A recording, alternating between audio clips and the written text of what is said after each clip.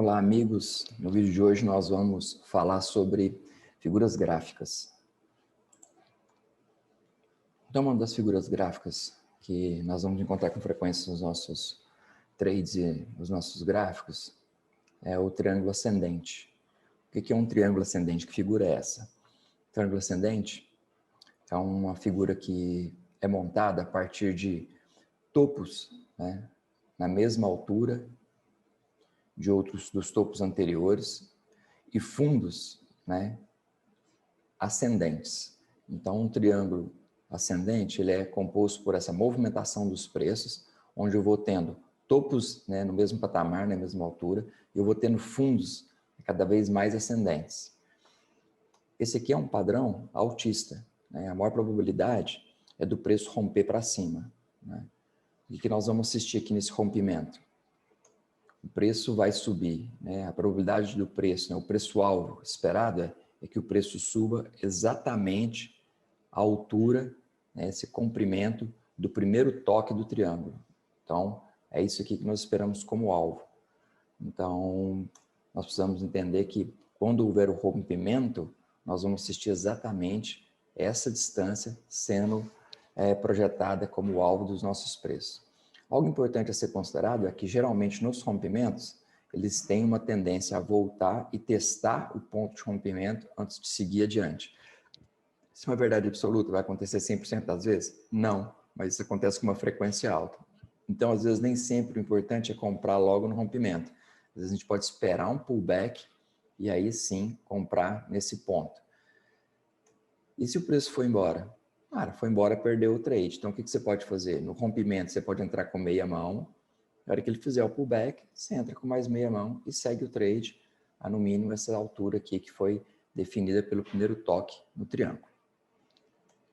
Outra figura gráfica é o triângulo descendente. Ele é um padrão baixista.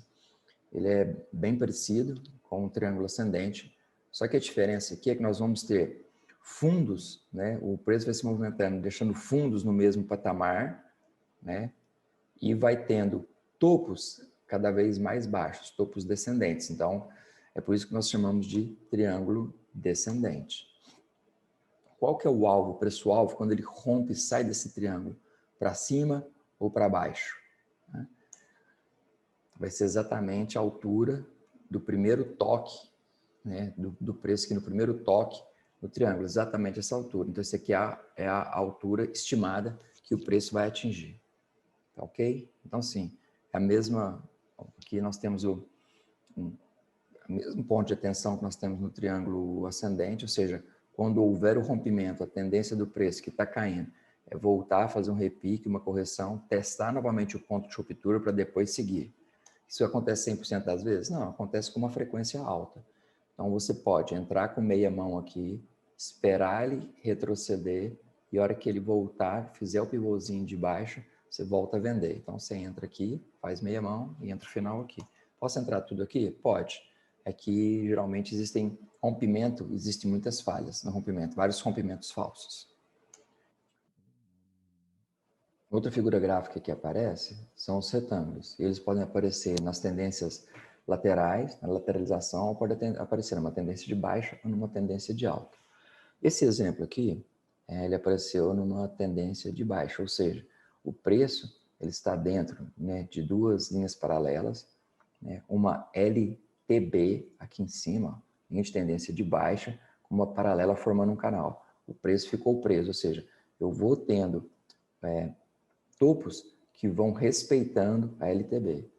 E eu vou tendo aqui, ó, fundos que vão respeitando, né, a parte de baixo inferior do meu canal. Quando há um rompimento, e esse aqui é um padrão altista, ou seja, eu estou fazendo um recuo e ela rompe para cima, o que é que eu vou assistir? Exatamente a altura do retângulo que estava formando o canal. Então, eu vou ter essa mesma altura aqui, é o meu preço-alvo para ação. Isso é que eu posso esperar. E se ela romper para baixo, seria a mesma altura rompendo para baixo, que é o que é de se esperar nesse padrão. Esse padrão é um padrão altista. Se ele tivesse acontecido num triângulo ascendente, a tendência, num canal de alta, a tendência é ele romper para baixo. Se fosse lateral, ele pode romper para qualquer um dos lados. Outra figura gráfica interessante é a bandeira. Então, como é que se dá essa bandeira? É uma movimentação de preço, onde os preços estão subindo, eles recuam, sobem novamente, e aí eles entram num canal, né, lateral de baixa, ou seja, ele começa a respeitar uma pequena LTB, né, que traçando uma paralela, a gente vai ver que nós vamos ter topos que estão restritos a essa LTB, que respeitam a LTB, e fundos que respeitam o canal, a paralela da LTB. E aí, esse aqui a gente chama de bandeira, porque eu tenho um mastro que veio acompanhando a subida, ela lateraliza, ela faz um recuo, e depois ela rompe para cima. Quando rompe para cima, qual é o preço-alvo esperado para isso aqui? Ou seja, é exatamente o mesmo tamanho do mastro antes do rompimento. Então, é esse tamanho aqui. Então, se esse aqui era o tamanho do meu mastro, é aqui. Se esse é o tamanho do mastro, aqui é o meu preço-alvo, vai ser do mesmo tamanho também. Então, essa é uma figura, também é um padrão altista, se eu venho numa bandeira de alta. Então, nós temos esse exemplo aqui do lado, ó, o preço sempre anda em zigue-zague, fez uma bandeira, ele rompe para cima e continua o mesmo movimento. Muito parecido com as bandeiras, nós temos as flâmulas, ou seja, eu venho no movimento de alta, começo a fazer um triângulo, depois de tocar várias vezes essa LTB e esse outra linha ascendente aqui que vai fazendo como se fosse uma LTA, ou seja, eu tenho um triângulo aqui equilátero com equivalência. Quando esse padrão rompe para cima, o que é que eu vou ter? Exatamente o tamanho desse primeiro toque aqui, ó. Essa distância do primeiro toque no triângulo. Então, eu projeto essa distância para cá, o preço-alvo. Quando eu venho no movimento de baixa, de repente eu começo a fazer um triângulo, né, com essa equivalência aqui, ó, tem uma LTB e uma LTA, essa aqui é uma figura de baixa. Tendência é romper para baixo. Se rompe para baixo, qual é o preço-alvo esperado? Exatamente o tamanho desse toque aqui, ó. Exatamente esse tamanho de toque entre o início da formação e o primeiro toque no triângulo. Eu venho cá e projeto esse tamanho aqui para baixo. É exatamente o que a gente vai ter de preço-alvo esperado para o nosso ativo. Uma outra figura muito importante que acontece bastante nos nossos gráficos de candlestick são os topo duplos. Então, o que é um topo duplo? Tenho uma ação que vem no movimento de alta, zigue-zagueando, no seu movimento de alta, e ela chega num patamar de preço e começa a recuar. Ela bate um determinado suporte, você fala, poxa, terminou o pullback, agora ela vai voltar a crescer. E ela vem zigue-zagueando, só que a hora que ela chega no mesmo patamar de preço, do topo anterior, ela bateu nesse patamar, ela começa a recuar novamente. E ela perde esse suporte, o miolo aqui esse suposto M que ela está fazendo aqui. Quando ela perde, agora nós temos o quê? A confirmação de um topo duplo. E qual é o tamanho dessa queda nos preços que a gente pode esperar? Exatamente a mesma distância do topo duplo até o miolinho do M que foi rompido. Exatamente a mesma distância. Então, essa aqui é a projeção alvo para os preços. Similar ao topo duplo, nós temos o fundo duplo. Então, se vocês prestarem atenção, o topo duplo faz um movimento parecido com a letra M e o fundo duplo um movimento parecido com a letra W. Então, aqui, ó, eu venho numa tendência de queda ou numa retração, ele bate num patamar de preço, isso aqui funciona como um suporte, ele sobe novamente, faz esse pullback e começa a vir. Nesse momento, o trade está esperando que isso aqui seja simplesmente um pullback e que essa perna agora vai ser do mesmo tamanho ou maior do que a perna anterior. Mas na hora que ele encontra o mesmo nível de preço do fundo anterior, o preço bate e volta a subir. Quando o preço superar esse miolo, esse ponto de resistência, na hora que ele superar, na verdade, criou-se o fundo duplo, houve o rompimento e o preço-alvo esperado agora é exatamente a mesma distância de preço, os mesmos valores que existiam entre o fundo duplo e essa resistência rompida para cima.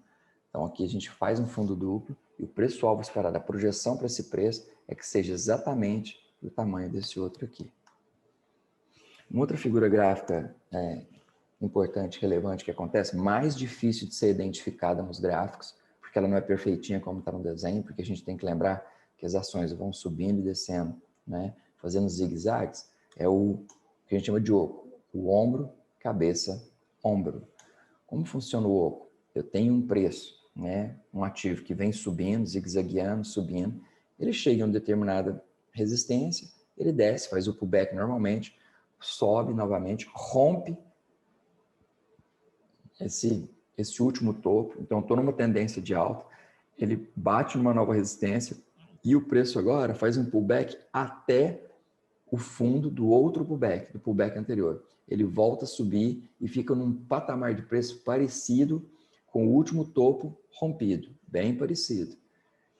E aí ele desce novamente, ele não consegue continuar a sua tendência de alta.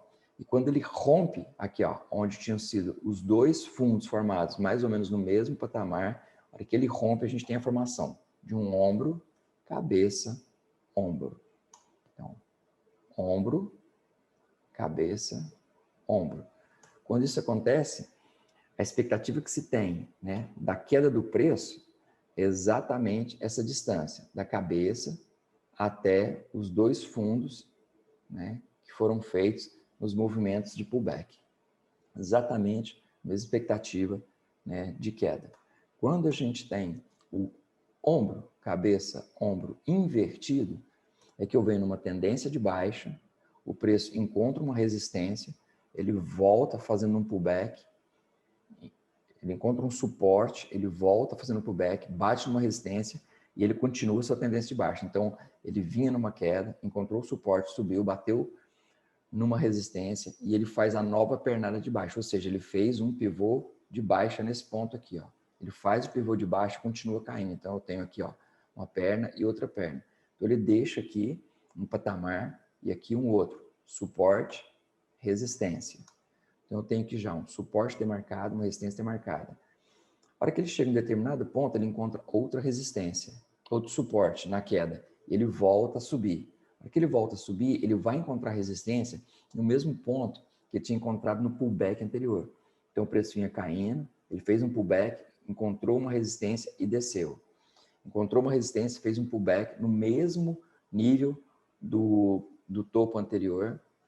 Ele faz esse ponto e volta a cair. A hora que ele volta a cair, ele encontra um suporte muito próximo do nível do suporte anterior e volta a subir.